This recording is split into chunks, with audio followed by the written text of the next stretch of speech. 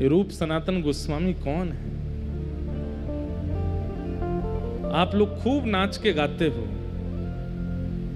विहरत निस दिन कुंज गलिन में, ब्रज जन मन सुख धाम। मदन मोहन को रूप निरख, सनातन बलि बलि जाए। वृंदावन प्यारो वृंदावन, श्री वृंदावन प्यारो वृंदावन। इतने भाव से आप गाते हैं, आप नृत्य करते हैं, पर वो सनातन गोस्वामी ऐसे ही नहीं मिल गए उनको मदन मोहन जी। वहां रूप गोस्वामी को, रूप सुधा को, रूप गोस्वामी को श्री गोविंद देव जी ऐसे ही नहीं मिल गए। कैसी कृपा हुई है उनके ऊपर, वो सुनना आवश्यक है। तब नाभाजी, वृंदावन की हवा तो चल गई थी चित्त में नाभाजी के, इसीलिए तो रसिक त्रयी आए, क्योंकि रसिक त्रयी से पहले रूप सनातन गोस्वामी का भाव सुनाया। और श्री नाभाजी कहते हैं, संसार स्वाद सुख बात जो, दुरूप सनातन त्याग दियो। गौड़ देश बंगाल होते सब ही अधिकारी, है गए भवन भंडार, विभो भू भुज उनहारी। यह सुख अनित्य विचारि, वास वृंदावन कीन्हो। यथा लाभ संतोष कुंज करवा मन दीनो। ब्रज भूमि रहस्य राधा कृष्ण, भक्त तोष उद्धार कियो। संसार स्वाद सुख बात जो, दुरूप सनातन त्याग दियो। और इसके पीछे एक अंतरंग बात और है। हम 2 पतवारों से नाव चला रहे हैं गिरिराज जी की कथा में। एक तो स्वामी श्री हरदास जी की कृपा की पतवार है, और दूसरी चैतन्य महाप्रभु की पतवार है। एक तरफ तो हमारे चित्र विचित्र बाबा हैं, ये स्वामी जी के अनुयायी, इनके मुखार बिंद को देखते हैं तो श्री हरदास निकलता है। लेकिन जिनकी रोटी हम खा रहे हैं, ऐसे हमारी पूनम दीदी जी के मुख देखते हैं तो फिर यहाँ पे हरे कृष्ण महामंत्र निकलता है। तो ये 2 पतवारों में एक श्री वैष्णव बैठा है। यहाँ भी रसिक त्रयी है, स्वामी श्री हरदास जी, चैतन्य महाप्रभु और स्वामी श्री रामानुजाचार्य जी महाराज, ये भी रसिक त्रयी है। तो कल महाप्रभु जी का ऐसा स्तवन हुआ कथा में कि महाराज कल हमको अपने हाथ से रोटी खानी नहीं दी, अपने हाथ से खवा के गई हैं। कल भी गाना, नेक महाप्रभु जी का कल भी नेक चरित्र सुना देना। अब मुंह में महाराज अपने आप ही प्रसाद पवा में, और बलैया ले लेके जामे मेरी, ये वाला बंगला पद सुना देना, ये वाला भाव और सुना देना। महाप्रभु जी के भावावेश की एक नेक चर्चा कर देना, महाप्रभु जी के वृंदावन आवे की नेक कुछ बात बता देना। मैंने की, मुझे कह रहे हैं रसिक त्रयी सुनाओ, आप कह रही हो महाप्रभु जी सुनाओ। अब हमने कही भैया आप थोड़े हम बचवे की, मैंने कि अपने संप्रदाय वारिन ते सुन ली हूं, वही सुनावेंगे चैतन्य महाप्रभु का भाव। वो नहीं आप सुनाओ एक बार। तो मैं थोड़ी असमंजस में तो पड़ा रात में, लेकिन भक्तमाल जी खुलते ही रूप सनातन जी खुल गए। तो मानो कहे कि भाई रसिक त्रयी में नाभाजी ने बाद में प्रवेश किया, पहले रूप सनातन के पास गए। पहले रूप सनातन से वृंदावन प्रकट तो कराओ, जब वृंदावन प्रकट है जाएगा तब रसिक त्रयी के साथ वृंदावन जाएंगे। तो ऐसे हमारे श्री रूप सनातन गोस्वामी महाराज, संसार स्वाद सुख बात ज्यों, दुह रूप सनातन त्याग दियो। संसार तो बहुतों ने त्यागा, लेकिन यहां पर श्री नाभाजी कहते बात ज्यों। बात मतलब एक बार को आपके सामने खीर बनाई जाए, सब लोग इधर देखना, बहुत ध्यान से सुनो कथा। एक प्रकार से भैया ये कथा है ना, इसको हम अपनी तरफ से बता रहे हैं, वृंदावन रस चंचरीक बनना हो तो इस कथा को बहुत ध्यान से सुनना। हम खुद तो बाहर ही रहते हैं, पर आप में से कई बस जाएंगे या कथा सुन के वृंदावन। ये 7 दिन की पूरी कथा बहुत ध्यान से सुनना, एक एक शब्द सुनना। हमारी वाणी नहीं है, सब महापुरुषों की वाणी है, ये बस आप सुन लीजिए। हमें खुद पे भरोसा नहीं है कि कल फिर कभी कहीं ये दोबारा बातें आवें, अभी आ रही हैं, सुन लीजिए बहुत ध्यानपूर्वक। संसार स्वाद सुख बांत ज्यों, यहां पर श्री नाभाजी ने बांत शब्द का प्रयोग किया। आपके सामने खीर बनाई गई, अधौटा दूध की खीर बनाई गई, बढ़िया बासमती चावल प्रयोग किए गए, वहां में केसर डाली गई, कश्मीर से ला करके खांड डाली गई, गुड़ डालो, आदि आदि बहुत सुंदर बना दी, पर एक बूंद विष डाल दिया, आप खाओगे? लेकिन आप हमें ये बात बताइए, जब वो खीर बन रही थी उसके बनने की प्रक्रिया देख के मुंह में पानी तो आ रहा था, लेकिन एक बूंद विष डलते ही चाहे जितना पानी आया हो नहीं पाओगे। लेकिन विषैली वस्तु भी कई बार सुंदर दिखती हैं, विषैली वस्तु के प्रति भी आकर्षण होता है, विषैली वस्तु के प्रति भी हमारा मन चला जाता है। लेकिन इस संसार में एक वस्तु ऐसी है जिसका उद्गम हमसे ही होता है और हमारा ही मन नहीं होता उसको देखने का, और वो होता है हमारा खुद का वमन। अपनी खाई हुई वस्तु ही गर्भ में जाके जब पुनः मुख से बाहर आ जाए वमन के रूप में, व्यक्ति स्वयं नहीं देखता उसको, जबकि वो खुद से ही प्रकट हुई है। एक बार को विषैली वस्तु स्वादिष्ट लग जाएगी, लेकिन अपने स्वयं का उत्पन्न वमन अच्छा नहीं लगता। अरे कोई और वमन कर रहा हो तो हमारा जी मचल जाता है। वमन इतनी घृणित वस्तु है। यहां पर नाभाजी कहते हैं, रूप सनातन गोस्वामी ने संसार का कैसे त्याग किया? बोले जैसे वमन का त्याग होता है। इतनी घृणा हो गई संसार के प्रति। आप कहोगे महाराज जी शायद हो सकता है उनका जीवन इतना उच्च नहीं रहा होगा इसलिए उनका त्याग होगा। अब जीवन सुन लो उनका कैसा था। बोले गौड़ देश बंगाल हुते सब ही अधिकारी। बोले बंगाल का एक राजा था हुसैन शाह, केवल नाम का राजा था, राज तो पूरे बंगाल पर ये दोनों ही करते थे। क्या स्वर्ण की कमी, क्या रत्नों की कमी, क्या घोड़ों की कमी, एक राजा के समान सारी संपत्ति थी इनके पास में, किसी चीज की कोई कमी नहीं थी। कि भाई ऐसा होता है ना कि कमी ग्रस्त हो गए हों तो सब छोड़ छाड़ के आ गए हों, नहीं, कोई कमी नहीं थी। इनका पूर्व देह का नाम जो था वो अमर और संतोष। श्री रूप गोस्वामी जी का नाम था संतोष और श्री सनातन गोस्वामी जी का नाम था अमर, पूर्व देह का नाम। ये नाम तो फिर महाप्रभु जी ने रखा है इनका, रूप गोस्वामी और सनातन गोस्वामी। ब्राह्मण कुल में जन्मे थे, किसी चीज की कोई कमी नहीं।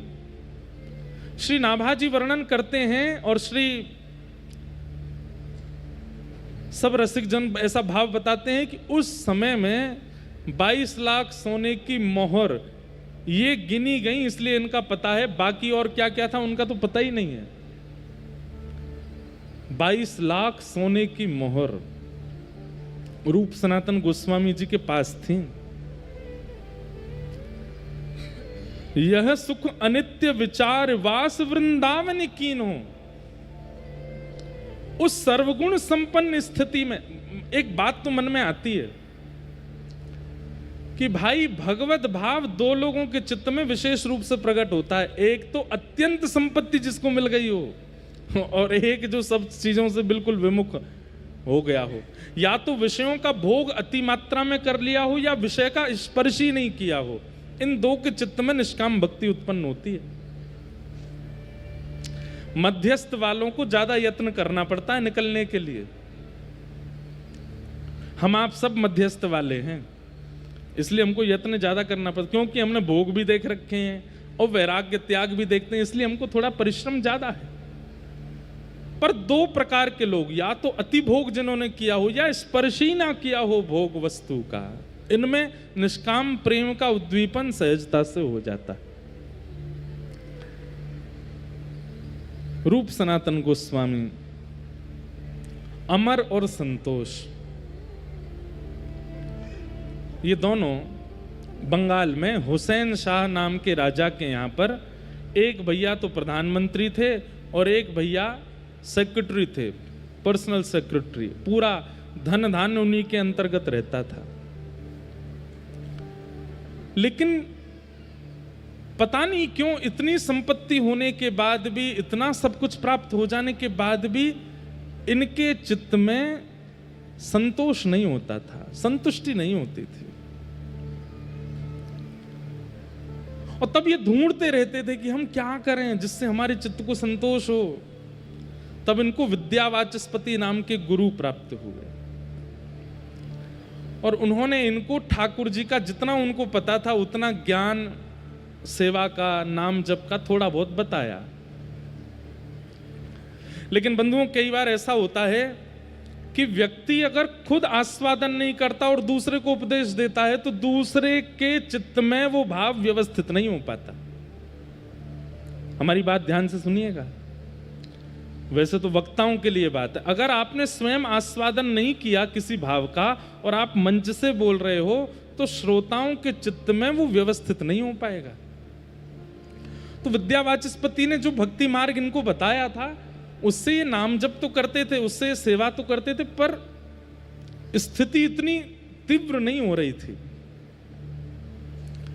कहते हैं 12 घंटा तो राज भवन में रहते थे और शाम को वापस आकर के दोनों भैया स्नान ध्यान करके, तिलक आदि लगा करके, नेत्र बंद करके फिर ठाकुर जी का ध्यान करते, फिर भजन करते थे।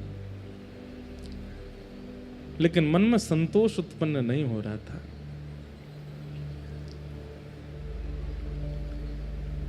तभी आपने किन्हीं के द्वारा महाप्रभु श्री चैतन्य जी का नाम सुना। और चैतन्य महाप्रभु का नाम कैसे सुना? बोले भैया, जगन्नाथपुरी में एक सार्वभौम भट्टाचार्य हैं जिन्होंने पूरी पृथ्वी के ज्ञानियों को भी अपना शिष्य बना लिया। उनका नाम ही था सार्वभौम भट्टाचार्य, मतलब पूरी पृथ्वी में कोई ज्ञानी आ जाए, अगर सार्वभौम जी के सामने आ गया, अपनी दृष्टि से, अपनी वाणी से, अपने चलन चाल से उसको अपना चेला बना लेते थे। इतना उनका बल था। बोलना पढ़ाना तो बहुत आगे की बात है, दृष्टि मात्र से उनका नतमस्तक हो जाते थे सामने आकर के लोग।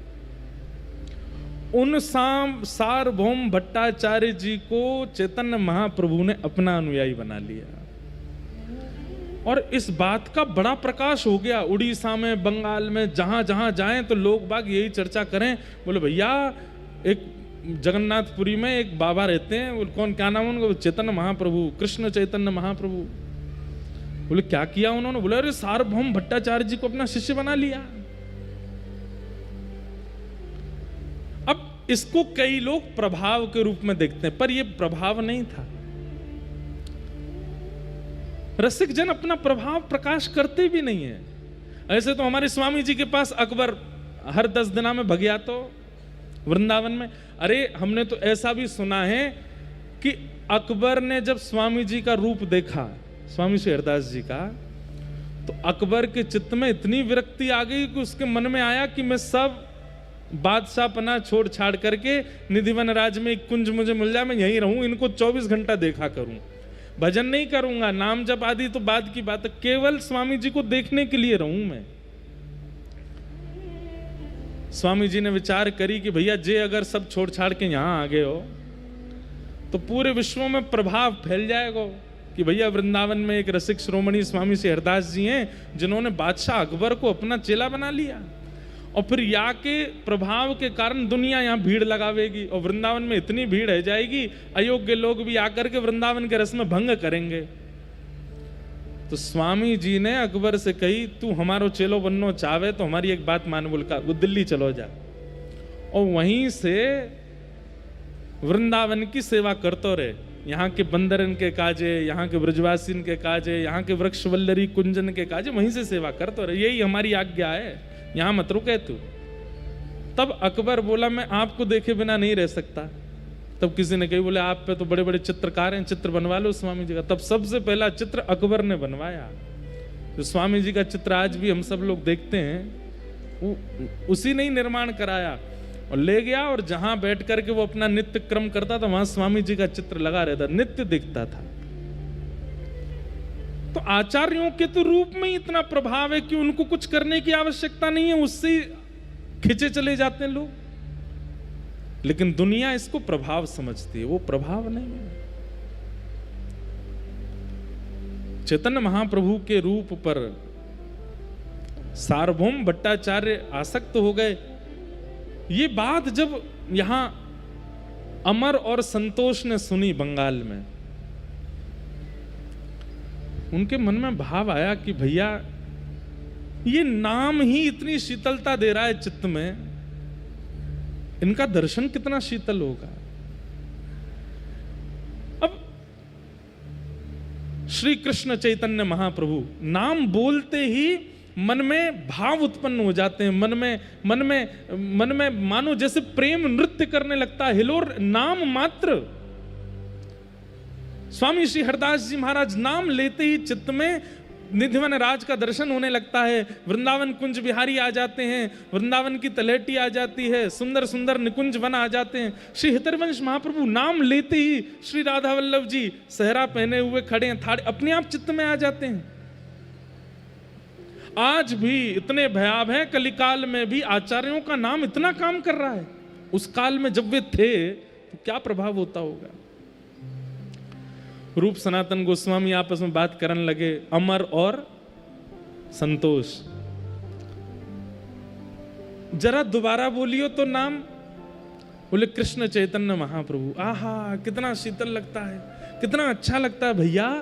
ये नाम कितना मधुर है, ये नाम इतना मधुर है तो इनका दर्शन कितना मधुर होगा, इनकी वाणी कितनी अच्छी होगी। जब इनके सामने हम बैठेंगे और ये बोलेंगे उस समय क्या होगा हमारा।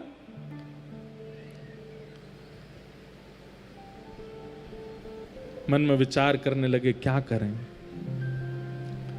तब महाप्रभु जी को इन्होंने पत्र लिखा और पत्र में लिख करके महाप्रभु जी से कहा कि हे महाप्रभु जी, हमारी स्थिति अब रहने की नहीं है, अपनी पूरी स्थिति बताइए, हम कौन हैं, किस पदवी पर हैं, कितना धन है, कितनी संपत्ति है। बोले हमारे जो वस्त्र हैं उनमें भी सोने की कढ़ाई होती है। सब लोग इधर देखो, ध्यान से सुनो। हमारे पास इतने घोड़े हैं, भोजन पानी बनाने के लिए इतने सेवक हैं, हमारे पास कोई कमी नहीं है, लेकिन मन में संतुष्टि नहीं है। जब नाम सुनते हैं, कहीं सत्संग हो रहा है, ये बात सुनते हैं तो नेत्र भर आते हैं। लेकिन क्या बताएं, इतने श्रेष्ठ बन गए हैं कि अब सब त्यागना हमारे लिए मुश्किल हो रहा है। लेकिन मन में आपका नाम जब से आया तब से मन में भाव आ रहा है कि यदि आप आज्ञा कर दोगे तो सब छोड़ के चले जाएंगे। महाप्रभु जी को पत्र लिखा, आप आज्ञा कर दीजिए, हम क्या करें, घर छोड़ दें। आप कह देंगे छोड़ दो, उसके बाद देखेंगे नहीं। मतलब त्याग की अनंत स्थिति आ गई है चित्त में, बस आज्ञा चाहते हैं। महाप्रभु जी ने जब पत्र पढ़ा जगन्नाथपुरी में, पत्र में प्रयोग हुए शब्दों से ही महाप्रभु जी पहचान गए कि अभी ये त्याग के योग्य नहीं हुए। इनका त्याग तब सार्थक होगा जब इनको मैं मिलूंगा। मैं बिना मिले अगर कह दूं कि सब छोड़ के चले जाओ तो इनके त्याग से कल्याण नहीं होगा। इनका तो हो जाएगा, पर इनसे हमें बहुतों का कल्याण करवाना है, वो नहीं हो पाएगा।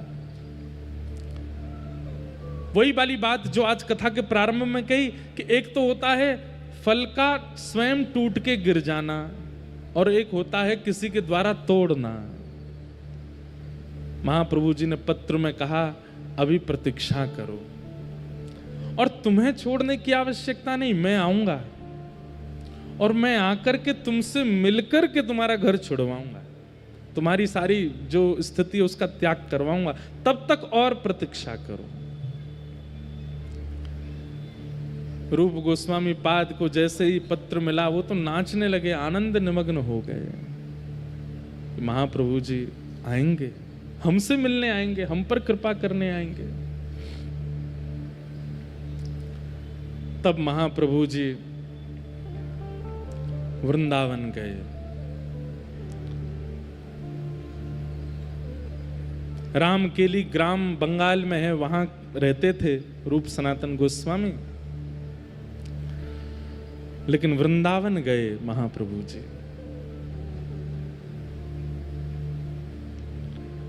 और श्री वृंदावन में इमली तला दर्शन किया है।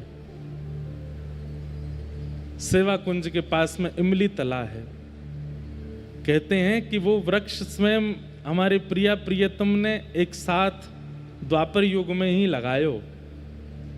और उसके लिए कई लोगों ने बड़ी कथाएं ऐसी बनाई है कि राधा रानी ने उसको शाप दे दिया, क्योंकि किशोरी जी श्रृंगार करके जा रही थी सेवा कुंज में और नीचे एक इमली को वो आ गए फल, तो किशोरी जी को पाम रिपट गए, उनको श्रृंगार बिगड़ गया, तो क्रोध में आके उन्होंने शाप दे दिया। ऐसी कथा लोग बताते हैं, पर हमारा पुराना घर वहीं है, इमली तला के पास ही है, हम बचपन से वहीं रहे।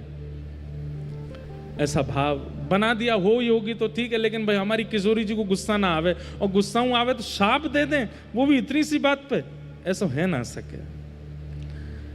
तो वो इमली तला, जैसे ही महाप्रभु जी वहां पहुंचे,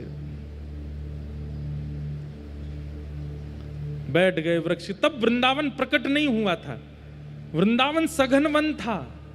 वृंदावन में अभी रास्ते भी नहीं बने हैं। वृंदावन केवल दो पहचान थी वृंदावन की, एक श्री यमुना जी, दूसरे गिरिराज जी। इनके बीच में जो समाहित है वो वृंदावन है। उस समय महाप्रभु जी वृंदावन आए और यमुना के तट चलते चलते चलते चलते चलते जैसे ही सुगंधी आई रज की, समझ गए महाप्रभु जी यही है वो वृंदावन।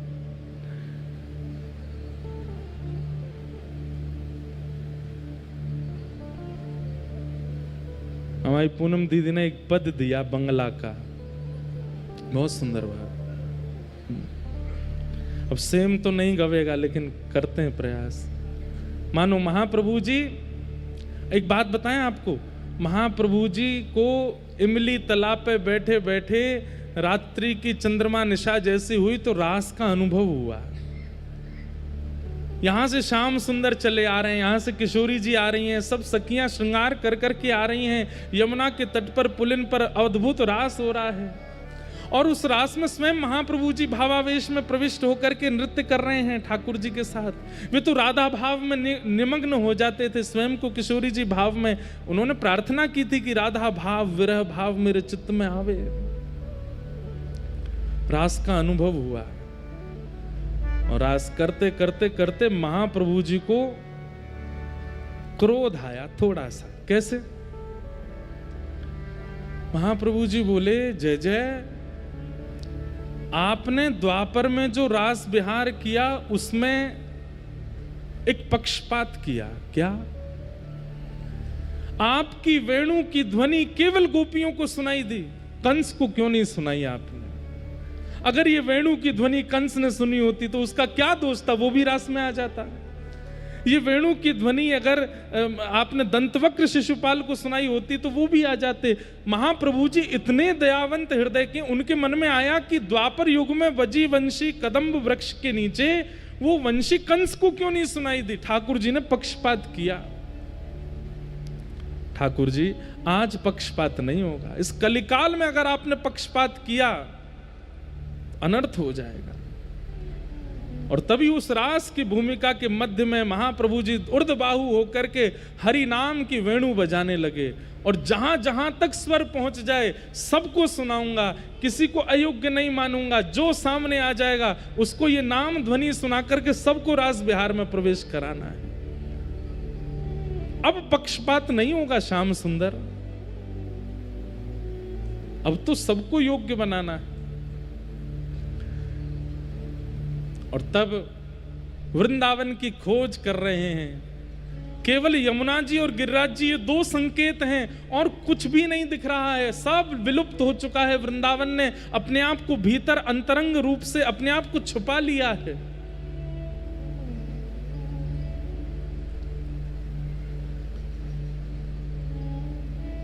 देखो देखो बोलो बोलो गोपेश्वर कोथाय अमर प्राणेश्वर। बोलो बोलो गोपेश्वर कोथाय अमर प्राणेश्वर। मानो गोपेश्वर महादेव को देख करके कहते हैं, अरे बोलो गोपेश्वर, मेरे प्राणनाथ गोपीनाथ कहाँ हैं?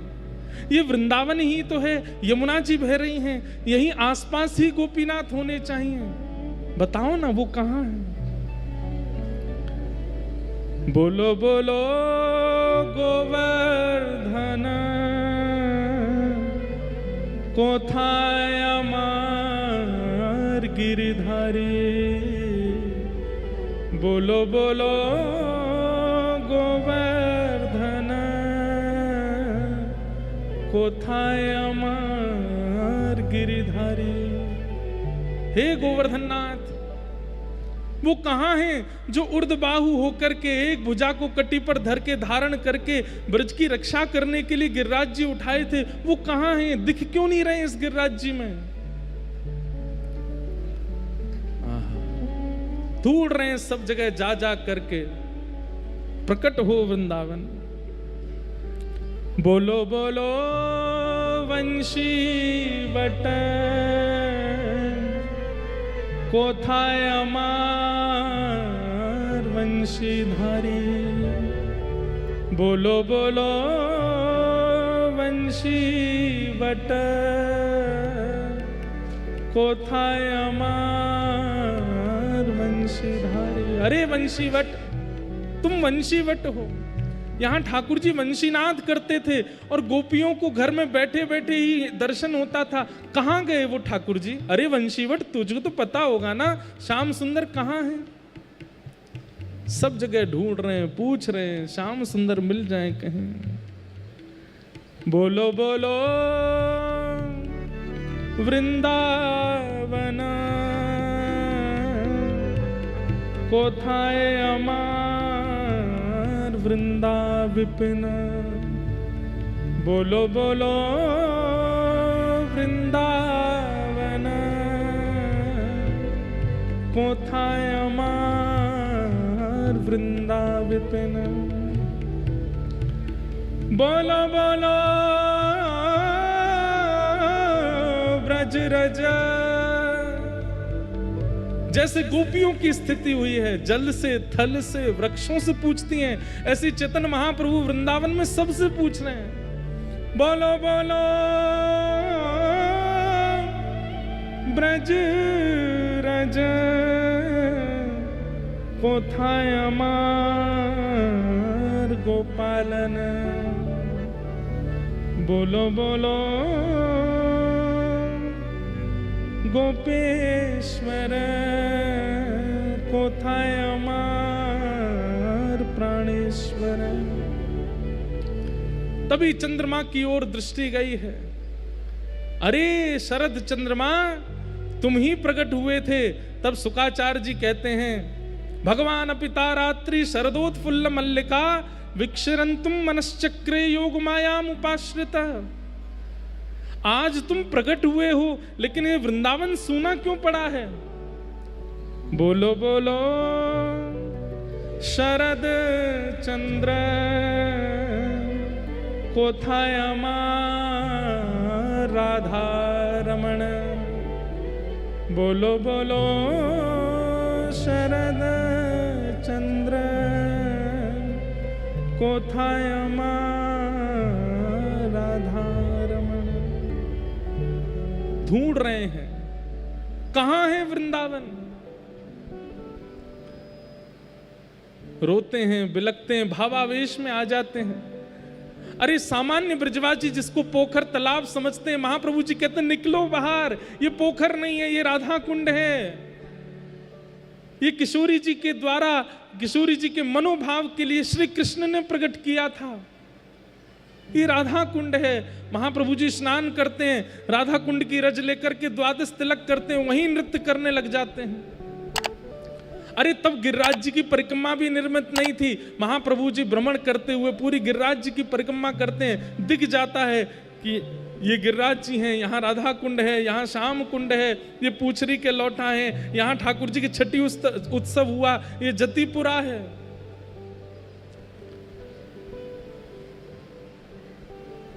महाप्रभु जी के हृदय में विरह वेदना हो गई, लेकिन माता सची की आज्ञा है कि जगन्नाथपुरी में निवास करना है। लेकिन महाप्रभु जी के चित्त की आज्ञा है, महाप्रभु जी के चित्त का भाव है कि वृंदावन का प्राकट्य करना है, और उस प्राकट्य के लिए कुछ करना पड़ेगा।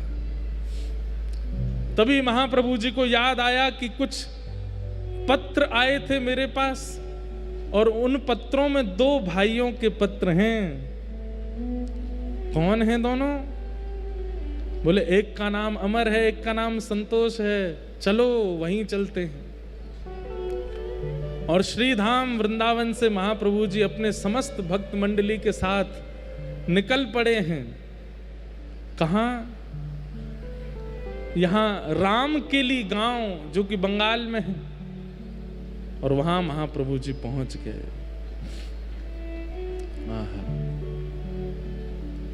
जैसे ही महाप्रभु जी पहुंचे, उत्ताल नृत्य कर रहे हैं, सब महामंत्र के साथ नृत्य कर रहे हैं, गा रहे हैं, हरे कृष्ण कृष्ण कृष्ण हरे हरे, हरे राम राम राम हरे हरे।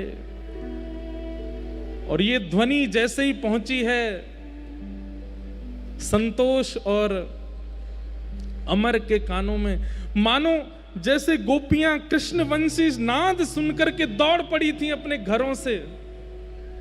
ऐसे ही ये महामंत्र की ध्वनि सुन, इनको नहीं पता है कि महाप्रभु जी आ रहे हैं, लेकिन उस नाम ने मानो जैसे कान में क्लीम शब्द कह दिया हो, अरे रूप, अरे सनातन, जल्दी चलो, महाप्रभु जी आ गए, जिनकी तुम प्रतीक्षा कर रहे हो वो सामने आ गए हैं। तुरंत दौड़ पड़े, अपने राजकीय कार्यों को छोड़ दिया, घोड़े पर नहीं बैठे, पादुका भी नहीं पहनी, दौड़ पड़े, भुजा उठा करके दौड़ रहे हैं। तभी देखते हैं, आहा, असंख्य सब गोस्वामी जन नृत्य कर रहे हैं, और मध्यस्थ भुजा उठा करके श्री चैतन्य महाप्रभु नृत्य कर रहे हैं। दोनों ने जाकर के दंडवत प्रणाम किया, नेत्रों से प्रेमाश्रु पुलकित हो गए, अश्रु प्रवाह होने लगा। महाप्रभु जी के चरणों में वंदन करके कहे, बोले प्रभु अब कृपा करो, अब अनुग्रह करो, अब नहीं रहना है, अब नहीं यहां बस सकते हम। महाप्रभु जी बोले, राम के लिए आने की और कोई योजना नहीं है, तुम्हारे लिए ही आए हैं हम, तुम दोनों को ही स्वीकार करने के लिए आए हैं। अब सब छोड़ करके जाना है और श्री वृंदावन का प्राकट्य करना है। महाप्रभु जी के सन्मुख दोनों विराजमान हो गए, रुदन करने लगे, बोले हम तो इस योग्य नहीं हैं, हमारे अंदर तो इतनी योग्यताएं नहीं हैं, हम तो इस लायक नहीं हैं, कैसे करेंगे। महाप्रभु जी बोले, वृंदावन के प्राकट्य के लिए ज्ञान का होना आवश्यक नहीं, त्याग का होना आवश्यक नहीं, वैराग्य का होना आवश्यक नहीं, प्रेम का होना आवश्यक है। और तुम्हारे चित्त में वो प्रेम है। ये त्याग की जो बार बार इच्छा तुम्हारे चित्त में प्रकट हो रही है, वो प्रेम करवा रहा है, वो तुम्हारे चित्त का प्रेम करवा रहा है, क्योंकि ये संसार उस प्रेम को समझ नहीं रहा है, उसका ये अधिकारी नहीं, इसलिए तुम्हारा यहां से मन उखड़ रहा है। अब हमारी आज्ञा है, अब तुम दोनों कुछ दिन साधन करो और सब व्यवस्थाओं से निवृत्त होकर के श्रीधाम वृंदावन जाओ, और वृंदावन जाकर के वृंदावन के विलुप्त स्थानों का प्रकट करो, वृंदावन के लीला स्थलों का प्रकट करो, वृंदावन की रस चर्चाओं का प्रादुर्भाव करो। और इन सब का यदि भली भांति प्रादुर्भाव किया, रूप सनातन गोस्वामी पूछने लगे कि हमारे कार्य जो हम कर रहे हैं वो सही कर रहे हैं, इसका प्रमाण कैसे मिलेगा। महाप्रभु जी के नेत्र सजल हो गए, दोनों को हृदय से लगा करके बोले, यदि तुमने कार्य किया और वृंदावन के स्थानों, अब वृंदावन में तो कुछ भी नहीं पता कि कौन सी स्थान कहाँ है, तो तो महाप्रभु जी बोले, अगर तुमने सही सही स्थानों का चयन करके प्रकट कर दिया तो तुम्हारे द्वारा प्रकट किए गए स्थान उचित हैं, यही वृंदावन है। इसका प्रमाण देने के लिए ठाकुर जी प्रकट होकर के तुमसे सेवा कराएंगे।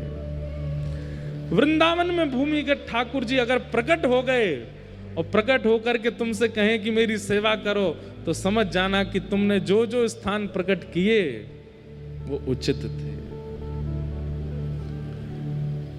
महाप्रभु जी ने कहा, अभी कुछ दिन और तुम्हारे साधन रह गए हैं, उनको पूर्ण करो। हम फिर मिलेंगे और फिर शिक्षा प्रदान करेंगे, उसके बाद वृंदावन जाना। सोचिए, विचार कीजिए।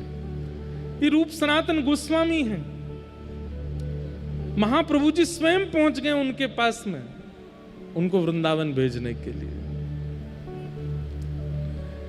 वृंदावन चित्त में विरह प्रकट करता है, मन होता है कि चलें वृंदावन, चलें वृंदावन, चलें वृंदावन। लेकिन मैं हमेशा कहता हूं कि 3 संकेत हैं। वृंदावन स्वप्न में आवे, ध्यान में आवे कि चलें वृंदावन, उसके बाद प्रतीक्षा करो कोई प्रसाद वृंदावन का आ जाए, उसके बाद फिर तीसरा प्रतीक्षण करो कि कोई ब्रजवासी आकर के कह दे।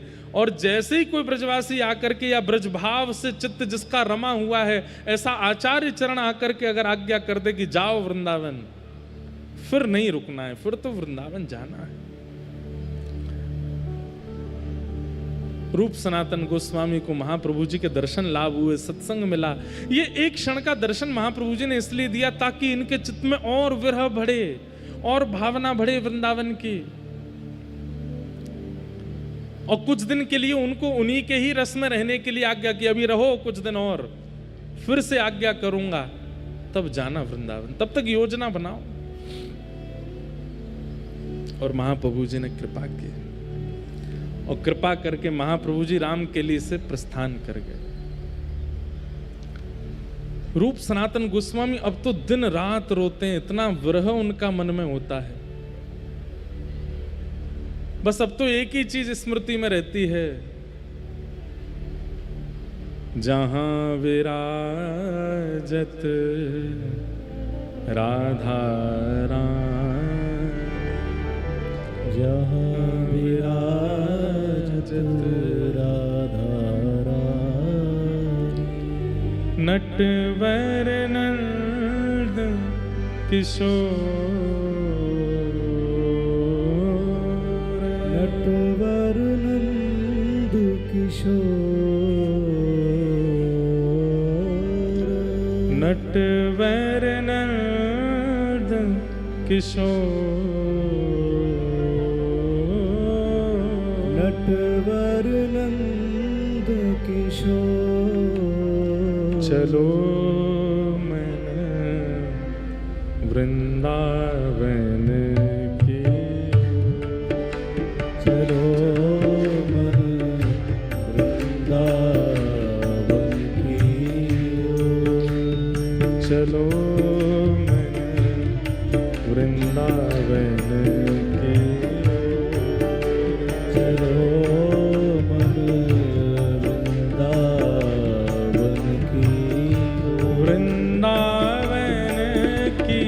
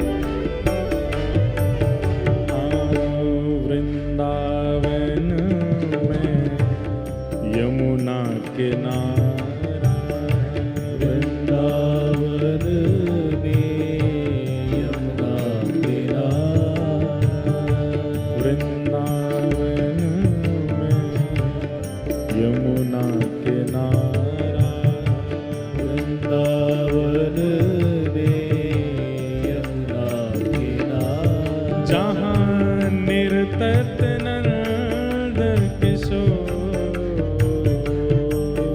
जहाँ निर्तत नंद किशोर, जहाँ नाचत नंद किशोर, जहाँ नाचत नंद किशोर। हे चलो मन वृंदावन की ओर, चलो मन वृंदावन की ओर। हे चलो मन वृंदावन की ओर, चलो मन वृंदावन की ओर। वृंदावन की ओर, वृंदावन की ओर। वृंदावन की वृंदावन की ओर। हे चलो मन वृंदावन की ओर, चलो मन वृंदावन की ओर। हे चलो मन वृंदावन की ओर, चलो मन वृंदावन की ओर। घर घर तुलसी ठाकुर सेवा, घर घर तुलसी ठाकुर सेवा। घर घर तुलसी ठाकुर सेवा, घर घर तुलसी ठाकुर सेवा। ओ दर्शन दे चित चोर,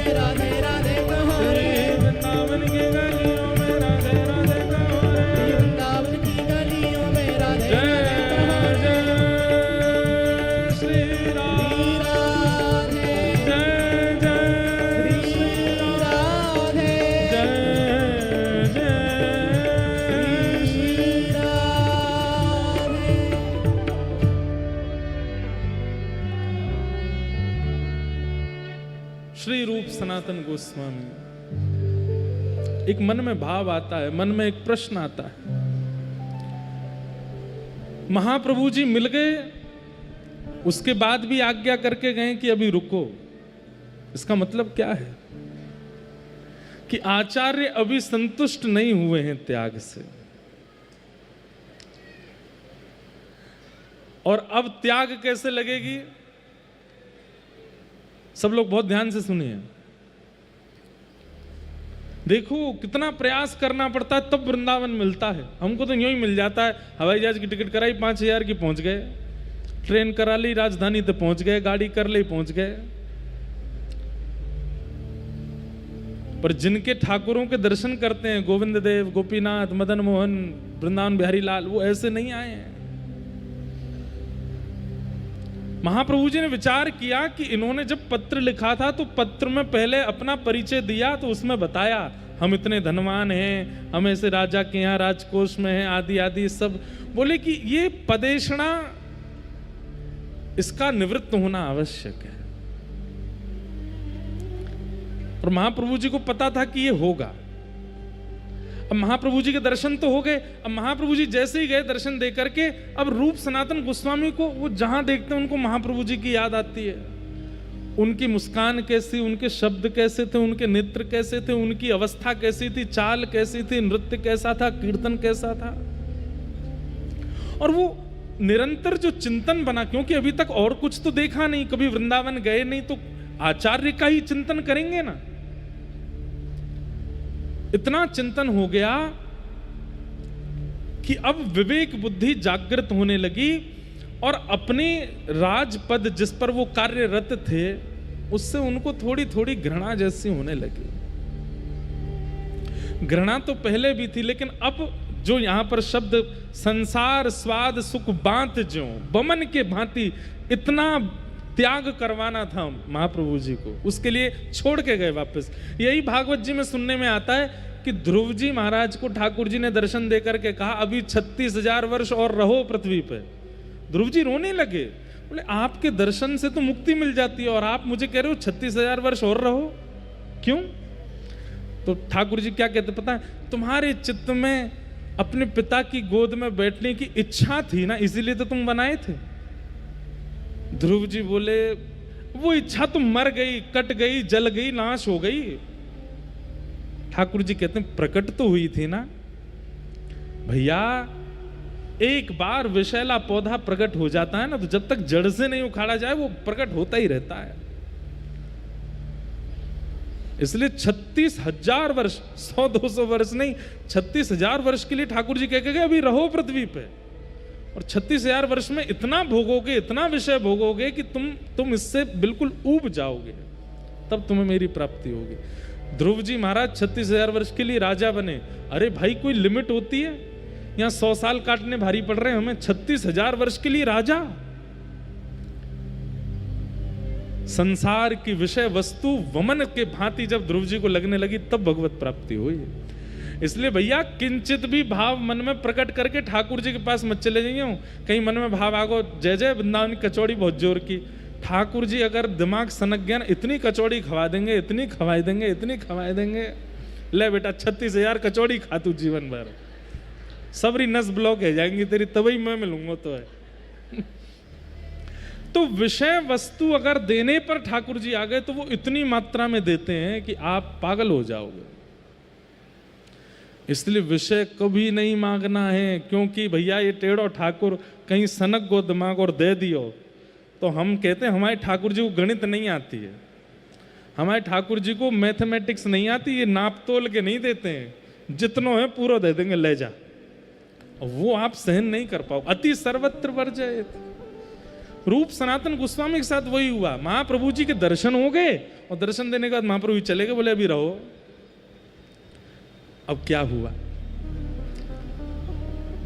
एक दिन राजा ने इनसे कहा, बोले कि आप लोग पूरे हमारा जो संपत्ति है सब आप लोग संभालते हो, इसका कल हमको हिसाब दो। रूप सनातन गोस्वामी रात्रि में भजन करते थे, लेकिन आज राजा ने कही भैया कल हिसाब देना है, तो भजन नहीं हुआ, हिसाब में लगे रहे। अब उस हिसाब में कुछ ऊपर नीचे हो रहा था, तो उसके लिए इतनी चिंता में बैठे थे, कैसे हो कैसे हो कैसे हो।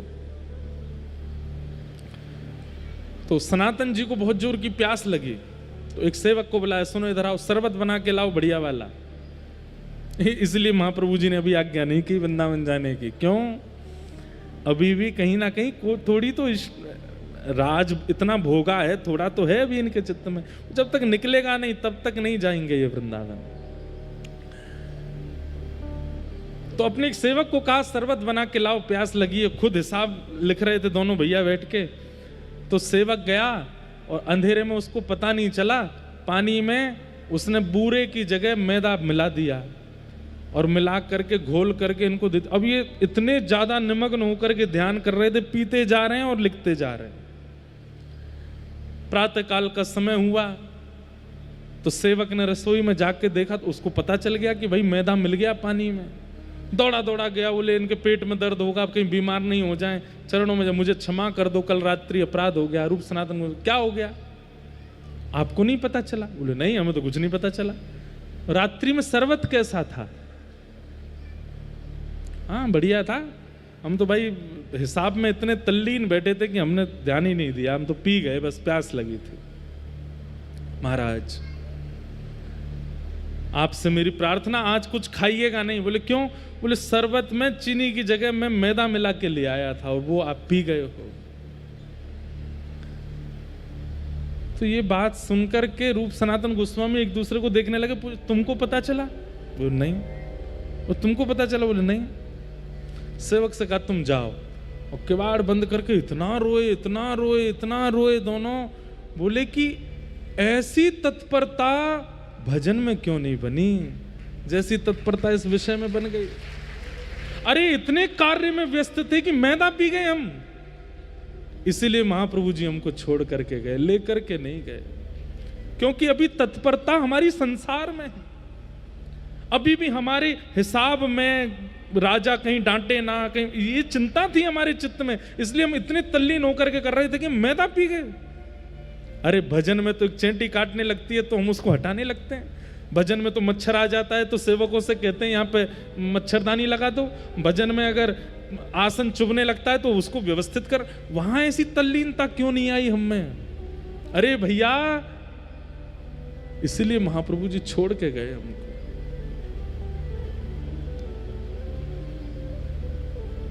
अब तो यही चिंता बनी हुई है दोनों की कि ऐसी तत्परता भजन में क्यों नहीं बनी हमारी।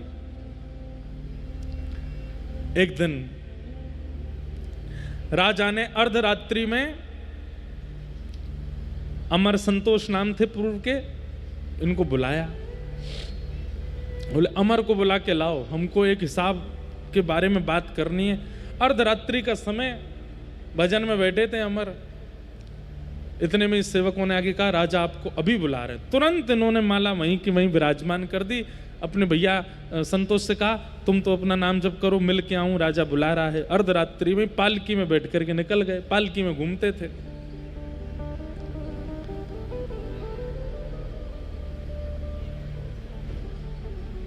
जैसे ही निकले वर्षा हो रही थी, पानी भरा था, लेकिन ये तो महाराज हैं, तो पालकी में बैठ के जा रहे हैं, बेचारे कहार वर्षा में भीगते चप चप करते लेके जा रहे हैं इनको। इतने में ही एक घर पड़ा और उस घर के सामने से जैसी पालकी निकली तो पैरों की आवाज जल पे चलने की हो रही थी। तो भीतर सोए आदमी ने अपनी पत्नी से कहा अरे द्वार खोल, कहीं अपने रिश्तेदार तो नहीं आए। पत्नी बोली नहीं नहीं रिश्तेदार नहीं। बोले पैरों की आवाज तो आ रही है। तो पत्नी बोली कुत्ता होगा, कुत्ता घूम रहा होगा बाहर। अरे देख तो ले कहीं कुत्ता नहीं हुआ तो। बोले नहीं तो चोर होगा, रात में कहीं चोरी करने जा रहा होगा। अरे एक बार देख तो ले। बोले और ज्यादा से ज्यादा क्या होगा, कोई राजा का दूत होगा। ये बात अमर ने पालकी में बैठे बैठे सुन ली। बोले इन तीन के अलावा कोई नहीं हो सकता इतनी रात में बारिश में, या तो कुत्ता होगा या चोर होगा, कोई राजा का दूत होगा। बोले मतलब हमारी तुलना कुत्ते और चोर के बीच में है। हम जिस अपनी गरिमा महिमा को कहीं ना कहीं कुछ समझ बैठे हैं, और इतनी वर्षा में भी कहारों को लगा करके पालकी में बैठ के जा रहे हैं, वहां ये सामान्य से घर के लोग हमको चोर और कुत्तों के बीच में तोल रहे हैं। राजा से मिलने तो गए लेकिन मन नहीं लगा, वही चीज दिमाग में चलती रही। लौट करके वापस आए और संतोष के पास जाके, भैया हम लोग कुत्ते के समान हैं।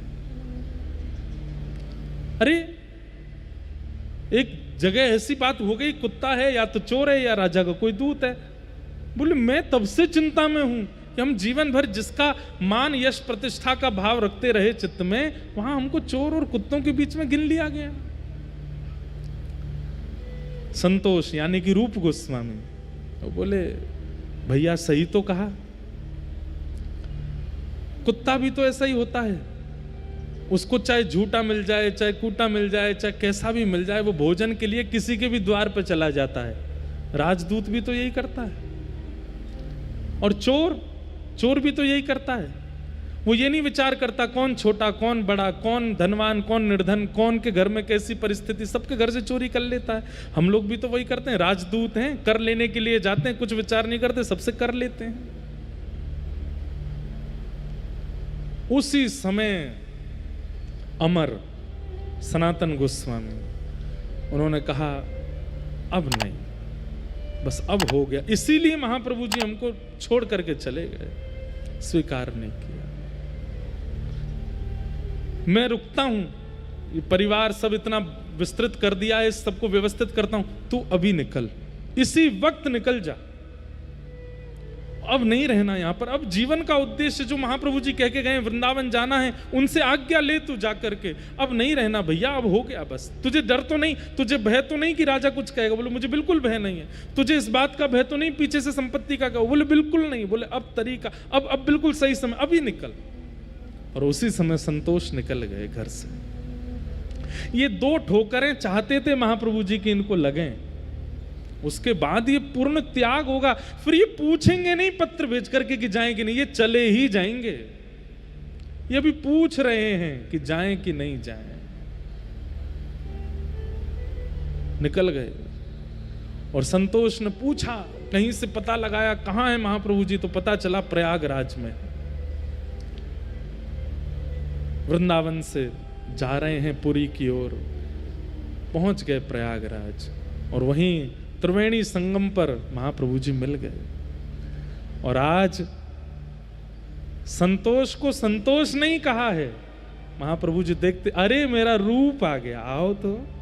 नाम सुनते ही कान खड़े हो गए, आपने मुझे क्या संबोधित किया? बोले जो तुम वास्तव में हो वो संबोधित किया। तुम श्री प्रिया जी की रूप मंजरी हो। पहले मुझे संतोष दिखा था, आज मुझे रूप दिखा है, आओ। तुरंत निमग्न हो गए, चरणों में जाके बेहोश हो गए रूप गोस्वामी। हृदय से लगा लिया महाप्रभु जी ने। भैया ये आचार्य चरणों की सोच कैसी होती है, हम कहां कब समझेंगे उनके भाव को। वो कहां, वो डांट भी रहे ना तो उसमें कोई हित सोचा होगा हमारे लिए, वो छोड़ भी रहे ना, वो लताड़ भी रहे ना, वो कभी मार भी रहे ना, तो समझो कि कुछ सोच रहे हैं हमारे लिए अच्छा, इसलिए कर रहे हैं ऐसा। आजकल की गुरु परंपरा तो विलग है, हमारे अनुसार गुरु जी व्यवहार करो हमारे साथ। अब रूप बन करके आए, हृदय से लगाया और बैठाया और शिक्षा प्रदान की।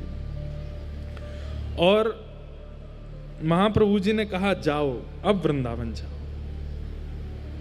और उसकी चिंता मत करना, अमर भी आएगा, वो भी पहुंचेगा, तब तक तुम पहुंचो वृंदावन। और वृंदावन जाकर के अब वृंदावन के तीर्थों को खोजो, वृंदावन में रसिक जनों के भाव प्रकट करो, और तुम्हारे द्वारा तीर्थ और जो स्थान ढूंढे जाएंगे, मैंने पहले भी कहा, अगर वो उचित होंगे तो उसके प्रमाण रूप में तुमको ठाकुर जी मिलेंगे जी। और रूप गोस्वामी वृंदावन की ओर निकल पड़े। यहां पर सनातन गोस्वामी जो कि अमर हैं, जिनका नाम, वो सब व्यवस्थाएं करने में लगे हैं। बोले क्यों, इतनी सारी मुद्राएं सोने की आदि सब पड़ी हैं यहाँ पर, इनको कहीं व्यवस्थित कर जाओ।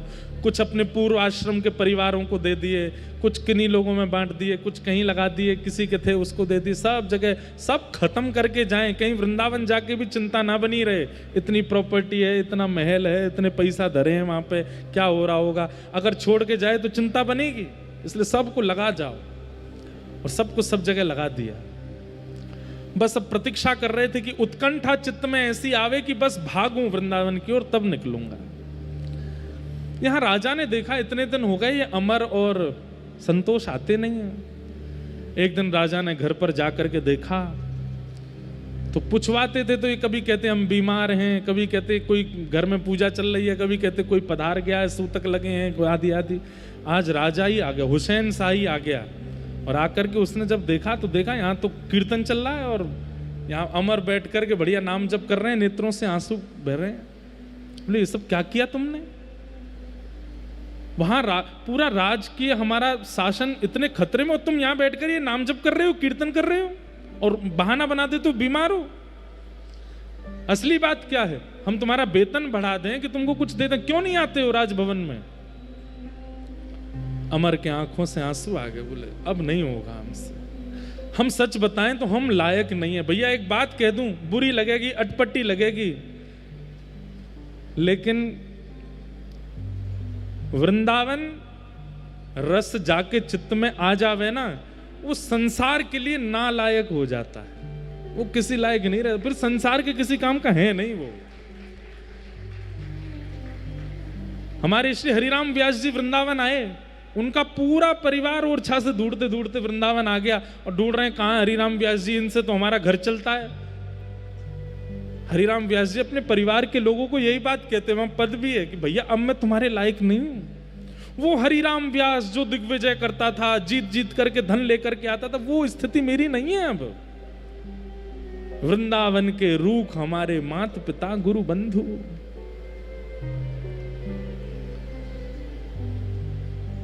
आप वृंदावन के भी हो और संसार के लायक भी बने हुए हो।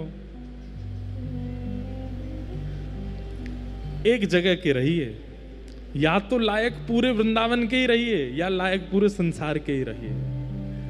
अब इसमें कई विडंबना आती है, तो उसमें दूसरा भाव यह है कि मन से तो लायक वृंदावन के रहो, लेकिन समाज को दिखावे के लिए नाटक कर दिया करो कि उनके लायक भी हो।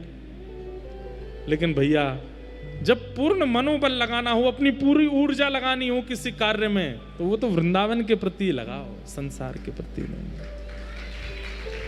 वहां तो एक आडंबर जैसा कर दिया करो।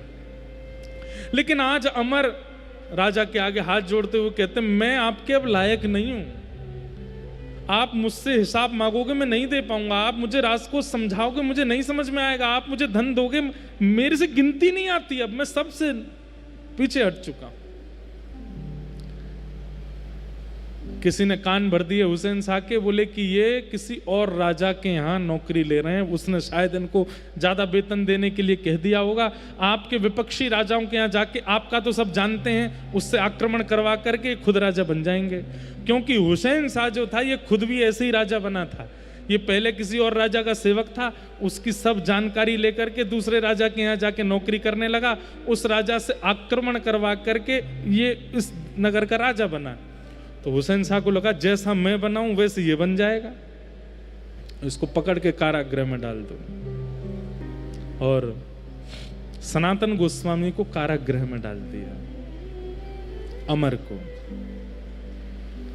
कारागृह में रहने लगे। लेकिन उनको बस एक ही चिंता थी कि बस अब वृंदावन जाना है, मौका मिलते ही वृंदावन भागना है, अब नहीं रहना यहां पर। सोचो, विचार करो, एक एक क्षण कैसा लगता रहा होगा उनको। एक दिन जो सिपाही था वो इनका मित्र था, क्योंकि ये वहीं के प्रधानमंत्री थे। सिपाही ने कहा कि आपने मेरी बड़ी मदद करी थी हमेशा, आप कहो मैं आपको देख नहीं पा रहा हूं, ऐसे राजा के साथ मिल जाइए ना। सनातन बोले नहीं अब नहीं मिलना, लेकिन मैंने तेरी इतनी मदद की हमेशा, तेरे को राजा से छुपा छुपा के मैंने खूब पैसा दिया, आज तू मेरी मदद नहीं करेगा? बोले क्या करना है? बोले तू ताला खोल दे।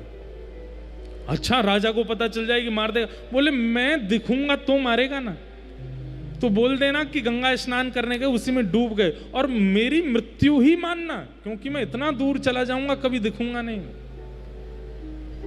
मैं तेरे हाथ जोड़ूं, पैर जोड़ूं, तू ताला खोल दे। और उस व्यक्ति ने खोल दिया ताला। आधी रात में ही सनातन गोस्वामी भाग गए वहां से, और इनको पता चला कि महाप्रभु जी कहाँ हैं। तभी पता चला प्रयागराज से महाप्रभु जी काशी आए हैं। ये काशी पे प्रकाशानंद जी पर कृपा करने के लिए आए हैं, जो हम कल सुन रहे थे, जिनको प्रबोधानंद बना के भेजा। ये तुरंत काशी पहुंच गए। वहां जाकर के जैसे ही महाप्रभु जी को प्रणाम किया, महाप्रभु जी, अरे मेरा सनातन आया है, आ जाओ। उनको रूप कह करके संबोधित किया, इनको सनातन कह करके संबोधित किया। नेत्रों से अश्रुपात होने लगे। बोले आपने मेरा पूर्व नाम नहीं कहा। बोले वो तो मैं भूल गया, तेरा असली नाम तो सनातन है, तू तो हमारी श्री जी की मंजरी है। हृदय से लगा लिया। वहां रूप गोस्वामी को शिक्षा देकर के वृंदावन भेजा, अब यहां सनातन गोस्वामी को शिक्षा दी, और शिक्षा देकर के कहा अब जाओ वृंदावन। रूप पहले ही चला गया है, और मैंने और भी कुछ भावयुक्त लोगों को वृंदावन भेज दिया, वो सब तुम्हें मिलेंगे, वृंदावन जाओ। वृंदावन की ओर श्री सनातन गोस्वामी निकल गए। इनके मार्ग में भी 2-3 घटनाएं हुई, उसका भी बहुत सुंदर वर्णन करते हैं आचार्य चरण। इनके साथ एक इनका सेवक जा रहा था, उसने जीवन भर इनकी सेवा की, वो इनके पीछे पड़ गया, मैं भी वृंदावन चलूंगा। सनातन गोस्वामी बोले चलो तुम भी चलो। उसको ले गए वृंदावन, लेकिन ये विहंगम जंगलों में होके जा रहे थे। तभी एक सेठ ने इनको आधी रात में देख लिया, उसने रोक लिया। बोले अरे अरे अरे जय हो, अतिथि देवो भव, मैं अतिथियों की बहुत सेवा करता हूँ, मेरे घर चलो, रात्रि निवास वहीं कर लो।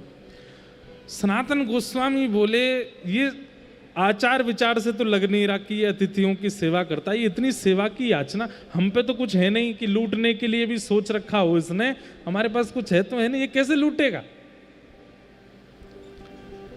रात्रि में भोजन प्रसाद पाके जब कक्ष में लेटे तो इन्होंने अपने सेवक से पूछा, ए रे तेरे पास कोई धन तो नहीं है? उसने नहीं नहीं मेरे पास कुछ नहीं। बोले सही सही बता। बोले हाँ 8 सोने की मोहर पड़ी है मेरे पास।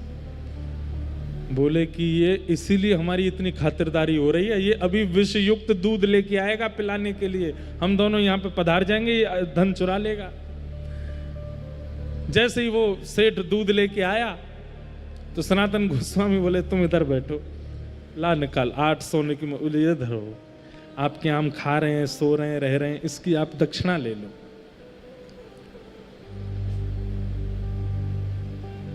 उस सेठ ने कहा, बोले आप पहले ही हमको प्रदान कर रहे हो, लेकिन हमारी बात तो सुनो। बोले क्या? बोले मैं एक ऐसा सेठ हूं, दिन भर तो व्यापार करता हूं, पर रात्रि में मेरे गुप्तचर राह चलते लोगों को देखते हैं, और वो इतने निपुण हैं कि देखते ही पहचान जाते हैं कितनी सोने की मोहर हैं।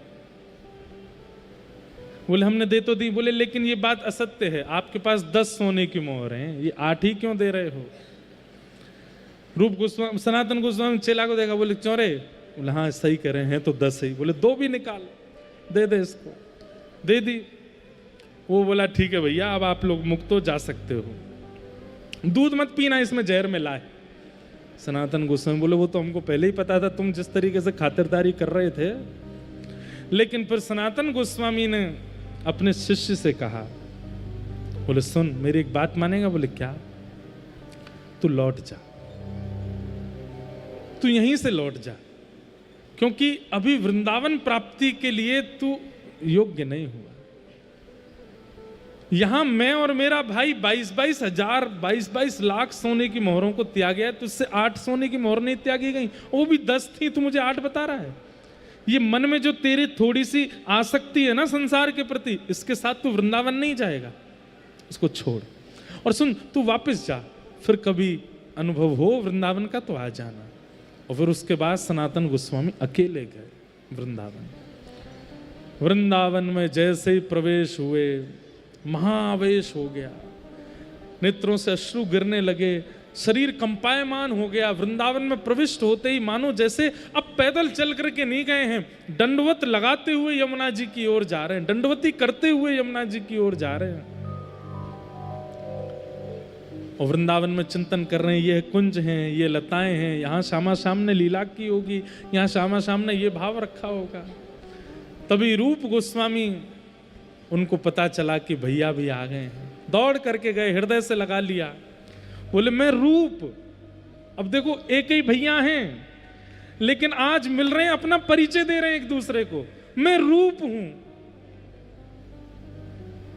अरे रूप तुम कितने सुंदर हो, मैं सनातन हूं। आहा, दोनों ने हृदय से एक दूसरे को लगाया, बोले तुम रूप हो, मैं सनातन हूं, तुम रूप हो, मैं सनातन हूं। एक दूसरे को हृदय से लगाया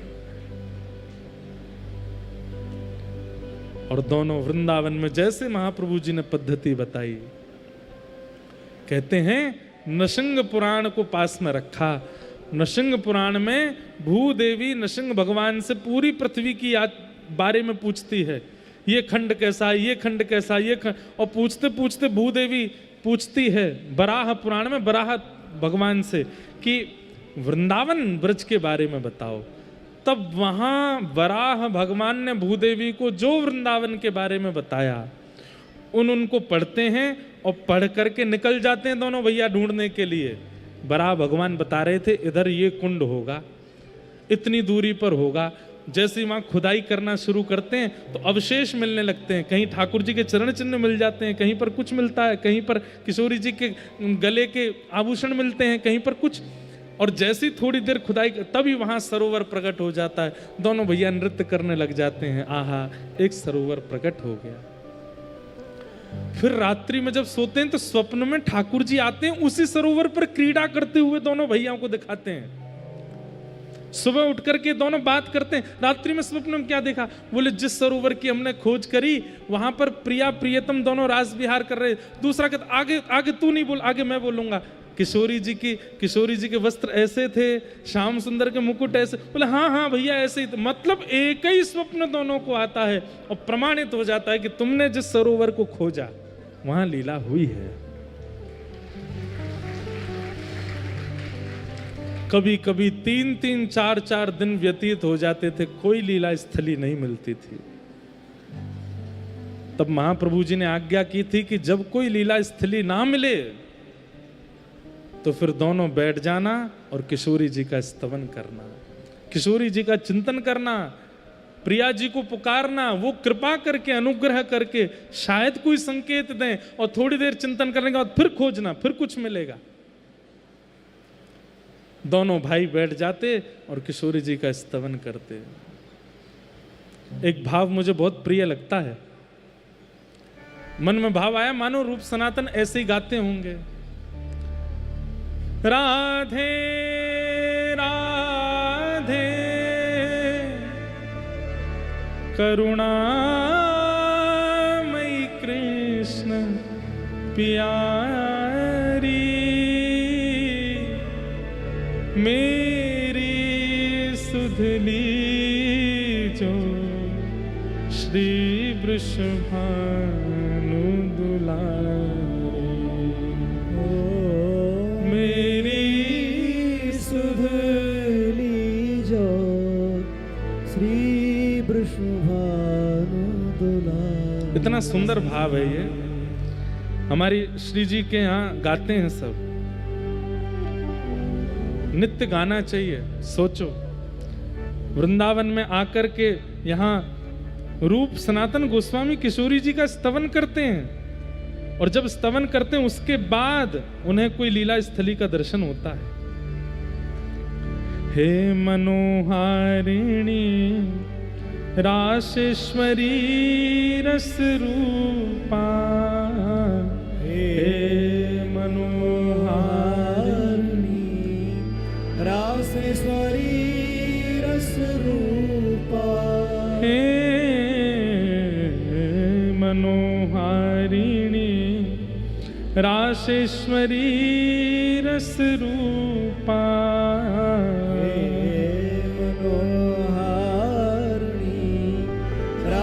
रस रूपा ब्रज ब्रज विलासिनी ब्रज वासिनी ब्रज की भूपा। ओ ब्रज विलासिनी ब्रज वासिनी ब्रज की भूपा। ललितादिक सहचरी सर्वज्ञ स्वरूपा। ललितादिक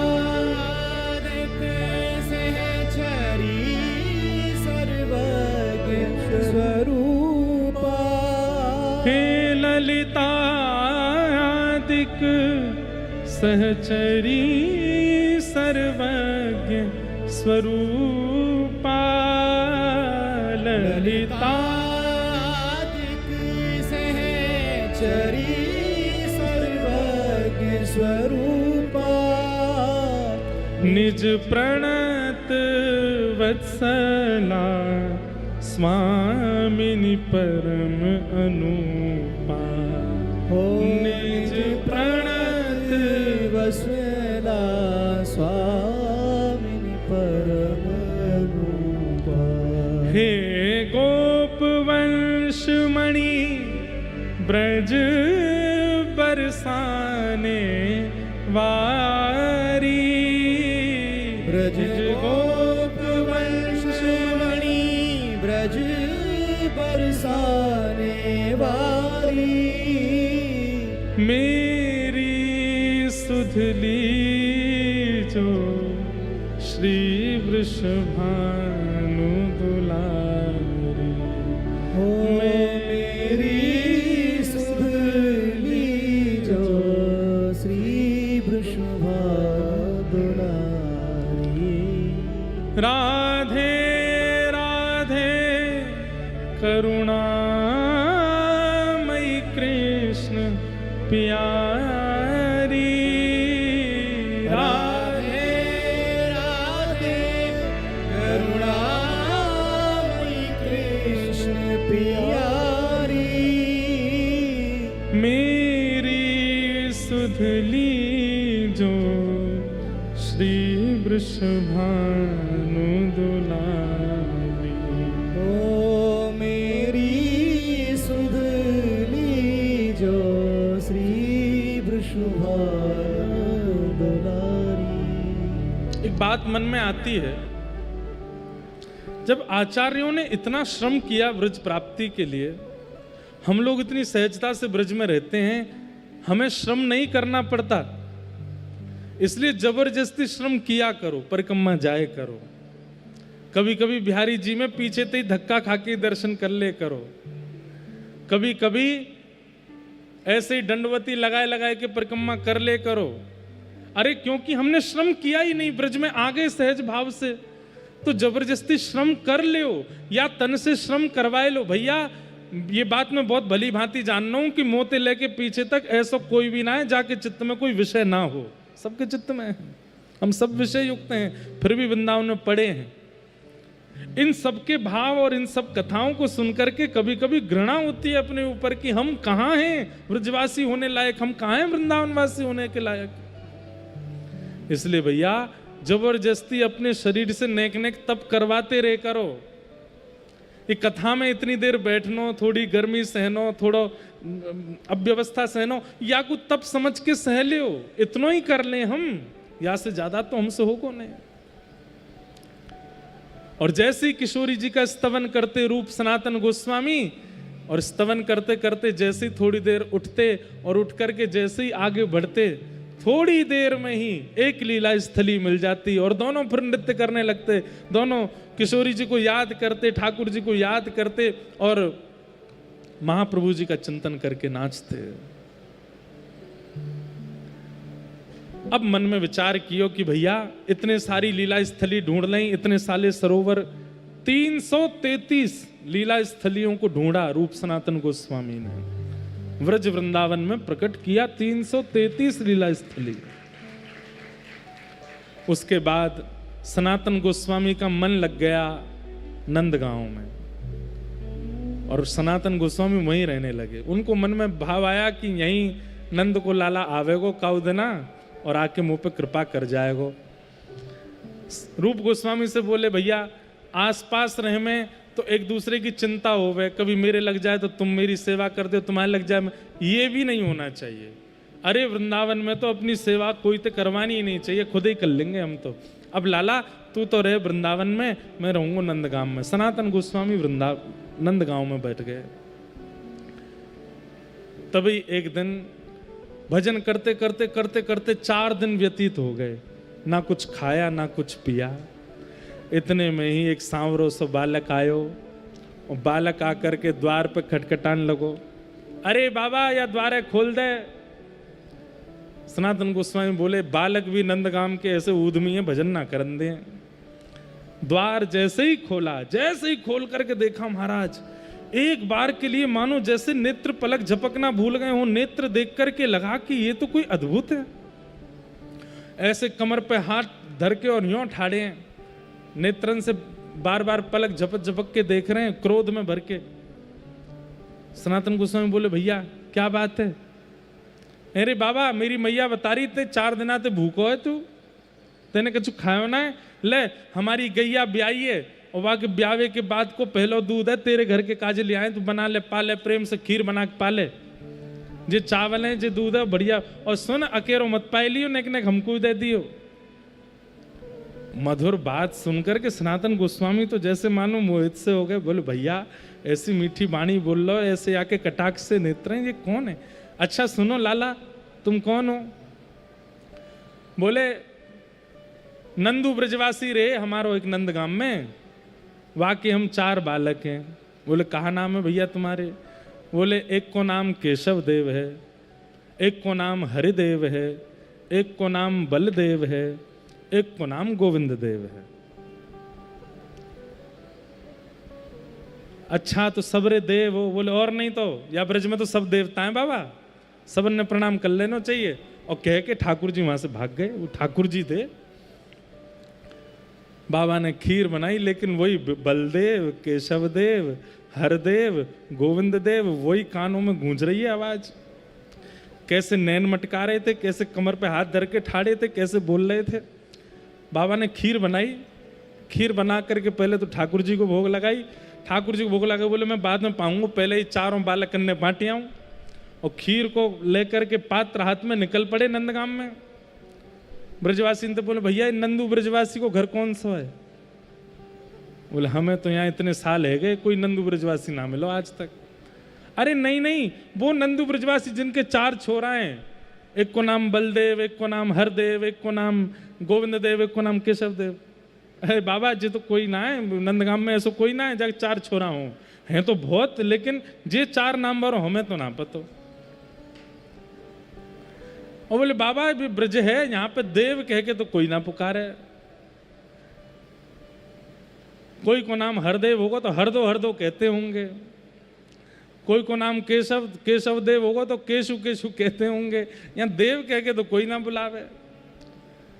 बोले नंदू तो नाम ठीक लग रहा, नंदू तो है सके, लेकिन यहाँ कोई ना है।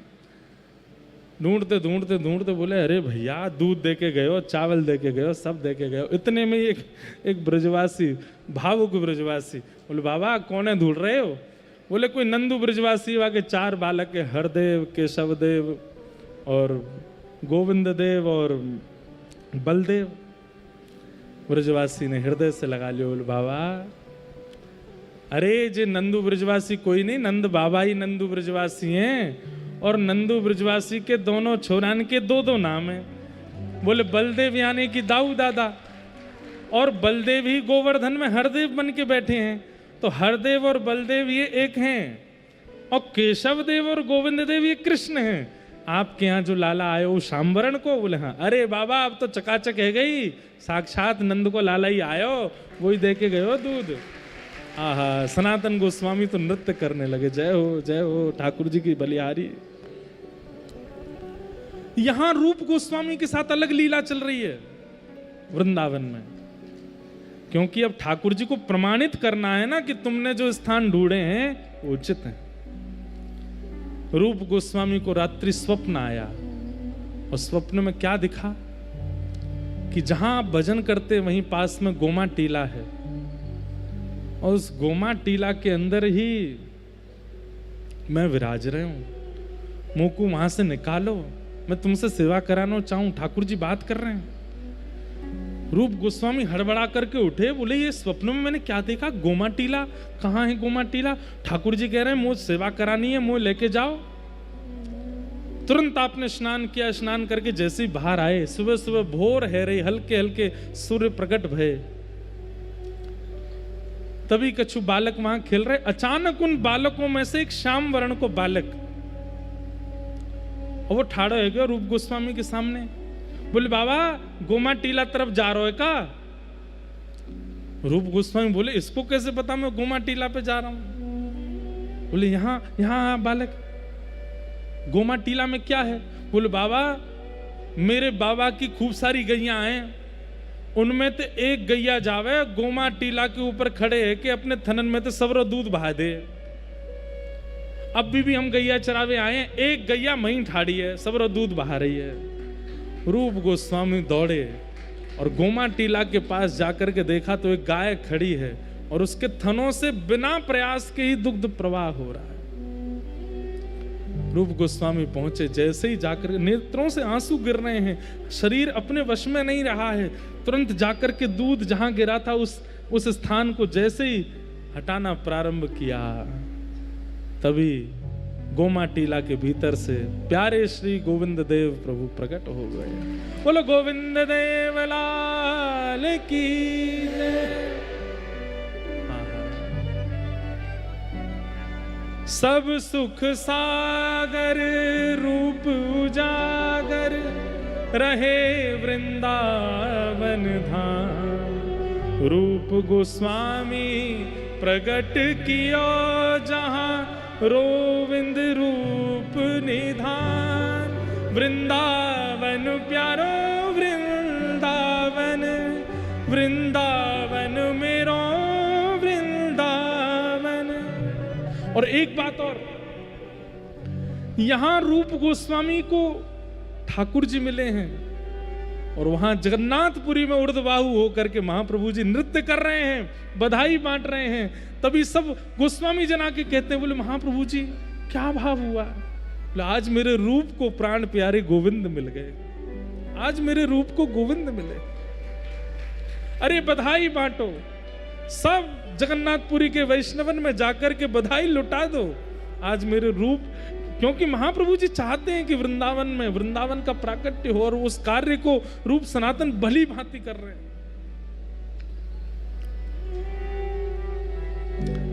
आनंद में भर गए, भावावेश में चले जाते हैं और महाप्रभु जी स्वयं चिंतन करने लगते हैं कि हे श्याम सुंदर,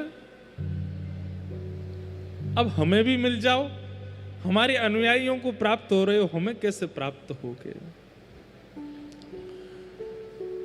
रूप गोस्वामी के यहाँ गोविंद देव, आहा, पूरे वर्णन आता है कि हरिराम व्यास जी आदि सब आए रूप गोस्वामी के पास और गोविंद देव जी का रूप देख करके सब तकते रह गए, निहारते रह गए, ऐसे सुंदर श्री गोविंद देव। खबर पहुंची नंदगाम में सनातन गोस्वामी के पास, अरे सनातन जी आपके प्यारे दुलारे छोटे भैया रूप गोस्वामी के यहाँ ठाकुर जी प्रकट हुए। सनातन गोस्वामी सुनते ही पैदल दौड़े नंदगांव से वृंदावन, और वृंदावन आकर के रूप गोस्वामी को हृदय से, वो कहाँ है ठाकुर जी? बोले वो विराज रहे। आहा, गोविंद देव जी का रूप देख करके मानो भावावेश में 2-3 बार तो मूर्छा जैसी हो गई सनातन जी को। चरणों में प्रणाम करके कही जय जय, अब हम पे भी कृपा करो, या के ऊपर तो आपने कृपा करी, कहीं मेरी सेवा में कोई चूक तो नहीं हो रही है, आप मुझ पे कृपा कब करोगे? और बस 2-4 दिन तो वृंदावन रहे, गोविंद देव जी के खूब उत्सव किए। उत्सव करने के बाद जब वापस सनातन अपने कुटिया में गए, तब ठाकुर जी ने स्वप्न दे करके आज्ञा दी, बोले सनातन तुम चिंता मत करो, मोह तेरे पास भी आनो। बोले कैसे आओगे? बोले मथुरा चलो जा, वहीं विश्राम घाट पे कुटिया बना के रहने लग, वहां पे भिक्षा याटन करो करियो। एक ब्रजवासी परिवार है, बाके घर मेरी सेवा होवे। जे मेरो स्वरूप सामान्य नहीं है, ये मेरे परपौत्र वज्रनाभ के द्वारा बनाया गया स्वरूप है। ये गोविंद देव को स्वरूप भी वही है और ये मदन मोहन को स्वरूप है। ब्रजवासी के घर में सेवा है रही है, वहां से तू मुंह को प्राप्त कर ले। आहा, सनातन गोस्वामी ने जैसे स्वप्न देखा, बोले रूप को भी स्वप्न दिया था, मुझे भी स्वप्न दिया है, इस पर कोई मिथ्या बात नहीं है, इस पर मुझे संशय नहीं है। तुरंत मथुरा चले गए और मथुरा में भिक्षा याटन करते थे और एक ब्रजवासी के यहाँ गए और जैसे द्वार खोल के भिक्षा देवे मैया आई, पीछे मदन मोहन जी के स्वरूप को देख करके निहाल हो गए। इतना सुंदर स्वरूप।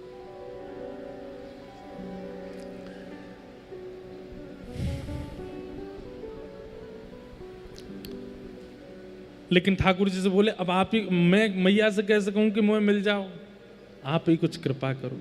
ठाकुर जी ने मैया को स्वप्न दे दिया। बोले मैया सेवा पूर्ण भई अब तेरी। बोले मैया बोली कहाँ भैया? बोले एक तो इतने साल की आपकी सेवा करी, पहली बार तो मेरे स्वप्न में आए और वह स्वप्न में आकर के भी ये बता रहे हो कि मेरी सेवा पूरी है गई। ठाकुर जी बोले मैया तू 7 दिना की मेहमान हो रहे। मैया बोली या तो बढ़िया, तो स्वप्न में आते ही नहीं, ये कैसे समाचार दे रहे हो आप? ठाकुर जी बोले मैया तू चली जाएगी और तेरे बाद तेरो पूरा परिवार लड़ेगो, हम लेंगे सेवा, हम लेंगे सेवा।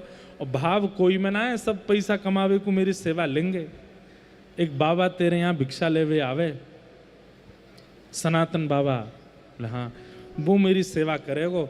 कल को जैसे भिक्षा लेवे आवे तो मोह वाकू प्रदान कर दियो। ठाकुर जी ने स्वप्न में आज्ञा दे दी। दूसरे दिन सनातन गोस्वामी जैसे, अब आप सोचो कितने ठाकुर जी स्वप्न देकर के अपना पता बता रहे हैं, ठाकुर जी स्वप्न देकर के सेवा पधरवा रहे हैं। ये भक्ति की स्थिति है, इसे ही रास कहते हैं। आप ठाकुर जी को प्राप्त करना चाहो वो रस, पर ठाकुर जी आपको प्राप्त करना चाहे वो रास है, वो रास है।